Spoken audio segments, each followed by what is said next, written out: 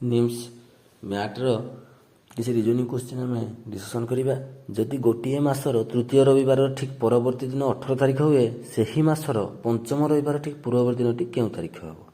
28, 29, 30, 31 ନା 30 ତାରିଖ ହେବ। Correct answer C.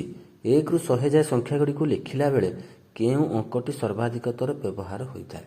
1, 2, 0, 3 କେଉଁଟି ନା 1। ଅପସନ୍ ଏ ହେବ କରେକ୍ଟ ଆନ୍ସର। ନିମ୍ନୋକ୍ତ 4ଟି ଶବ୍ଦ ଅଭିଧାନରେ କେଉଁ କ୍ରମରେ ରହିବ?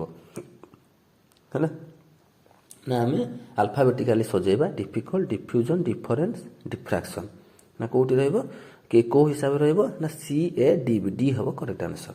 ବିଟ୍ର କୋଡ୍ ଯଦି GIDB ହୁଏ, ସୋପ୍ର କୋଡ୍ କେତେ? ନା BATର କୋଡ୍ ହେଲା କେତେ? GIDB। SOUPର କେତେ ହେବ? ନା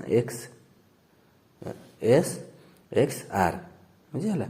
BATର କୋଡ୍ ଯଦି 283 ହେଲା, CATର କୋଡ୍ ଯଦି 383 ହେଲା, AREର କୋଡ୍ ଯଦି 801 ହେଲା, BTTERର କୋଡ୍ କେତେ ହେବ? ନା ଏ ହେବ କରେକ୍ଟ 2133X0। MECICO ର କୋଡ୍ ହେଲା କେତେ? PBGFFL। ସେଇଭଳିଆ ଡକ୍ଟରର କୋଡ୍ଟା କେତେ ହେବ? ନା GLGQRO, ଏ ହେବ କରେକ୍ଟ ଆନ୍ସର। MADRAS କୋଡ୍ ଯଦି NBESBT ହୁଏ, ତେବେ BOMBର କୋଡ୍ଟା କେତେ ହେବ? ନା CPNCBZ, ଏ ହେବ କରେକ୍ଟ। କମ୍ପ୍ୟୁଟରର କୋଡ୍ ଯଦି RFUVQNPC ହୁଏ, ମେଡିସିନର କୋଡ୍ କେତେ ହେବ? ନା EOJDJEFM, ଡି ହେବ କରେକ୍ଟ ଆନ୍ସର।